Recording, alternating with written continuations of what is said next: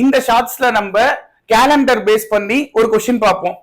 If every second Saturday and all Sundays are holidays in a 31 days month beginning on Thursday, then how many working days are that in that month அப்படின்னு கொடுத்திருக்காங்க. இந்த கொஸ்டின்ல 31 நாட்களை கொண்ட ஒரு மாதத்தில் அனைத்து இரண்டாவது சனிக்கிழமை மற்றும் அனைத்து ஞாயிற்றுக்கிழமையும் விடுமுறை. மேலும் அந்த மாதமானது வியாழன் அன்று தொடங்கினால் அந்த மாதத்தில் உள்ள மொத்த வேலை நாட்கள் எத்தனை அப்படின்னு கொஸ்டின் கேக்குறாங்க.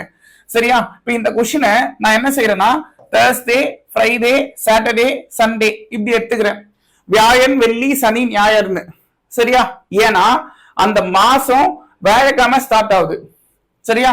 அப்ப பாருங்க, வியாழக்கிழமை 1ஆம் தேதி, வெள்ளிக்கிழமை 2ஆம் தேதியா, இங்க சனி 3 வருமா? கரெக்டா? ஞாயிறு 4. இப்போ இதுல சனி 3னா இங்க இருந்து 7 நாள் கூட்டுங்கப்பா. 3ஆம் தேதி சனிக்கிழமைனா அது கூட 7 கூட்டினா 10ஆம் தேதி சனிக்கிழமை. கரெக்டா? 17 சனி, 24 சனி, இங்க இருந்து 7 கூட்டினா 31 சனி. அதே போல சண்டே அப்படின்னும் போது 11ஆம் தேதி சண்டே, 18 சண்டே, 25 சண்டே, அவ்வளவுதான். 32 வராது.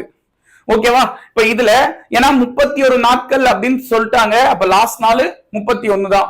இப்ப இதுல கொஸ்டின்ல ஒரு வார்த்தை கொடுத்திருக்காங்கம்மா, அனைத்து இரண்டாவது சனிக்கிழமை மற்றும் அனைத்து ஞாயிற்றுக்கிழமையும் விடுமுறை.